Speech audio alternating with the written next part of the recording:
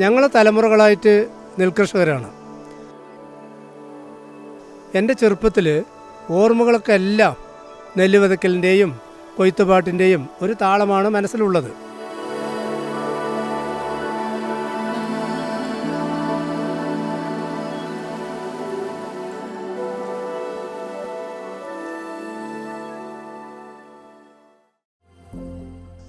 ആദ്യകാലങ്ങളിൽ മില്ലുകാരാണ് നെല്ല് വാങ്ങിയിട്ടുണ്ടായിരുന്നത്. അപ്പോൾ ലാഭത്തിന് വേണ്ടി വഴിവിട്ട് എന്തെങ്കിലും ചെയ്യുന്നതിന് എൻ്റെ അച്ഛനെതിരായിരുന്നു. കലപ്പയെടുത്തപ്പോൾ എന്നോട് അച്ഛൻ പറഞ്ഞത് അത് തന്നെയാണ്. പിന്നെ വിത്തിട്ട് നോക്കി വളർത്തുന്ന ഓരോ കതിരും എനിക്ക് എൻ്റെ കുട്ടികളെ പോലെയായിരുന്നു.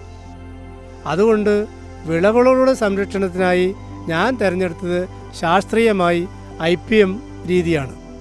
സുരക്ഷിതമാണെന്ന് ഗവൺമെൻറ് അംഗീകരിച്ച കീടനിയന്ത്രണത്തിലാണ് ഞാൻ കൃഷി ചെയ്യുന്നത്. അതായത് പുകയില കഷായം, മണ്ണിര കമ്പോസ്റ്റ്, ജീവാമൃതം, പഞ്ചഗവ്യം, ഇങ്ങനെയാണ് ഞാൻ കൃഷി ചെയ്യുന്നത്. അപ്പോൾ പല കർഷകരും എന്നോട് ചോദിച്ചു ഇങ്ങനെയൊക്കെ വേണമെന്നുള്ളത്. അത് ചോദിക്കുമ്പോൾ എനിക്ക് വല്ലാത്തൊരു വിഷമം തോന്നി. അപ്പോഴാണ് IPM രീതിയിൽ കൃഷി ചെയ്യുന്ന കർഷകരെ തേടി WOസിൻ്റെ ആളുകൾ എത്തിയത്. അവർ കൃഷിയിടം കണ്ടു, രീതികൾ നിരീക്ഷിച്ചു. അതിനുശേഷം കരാറെഴുതി ഒപ്പിട്ടു. 371 ടെസ്റ്റുകൾ ചെയ്യുന്നതിനാൽ ഗവൺമെൻറ് അംഗീകൃത മാർഗങ്ങൾ മാത്രമേ കീടനശീകരണത്തിന് ഉപയോഗിക്കാൻ പാടുള്ളൂ എന്നതായിരുന്നു അവരുടെ കണ്ടീഷൻ.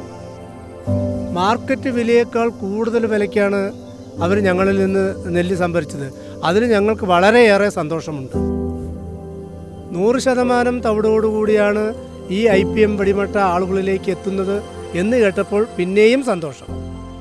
ഞങ്ങളുടെ മക്കൾ മാത്രം ആരോഗ്യം തരുന്ന തവിടുള്ള നല്ലരി കഴിച്ചാൽ പോരല്ലോ.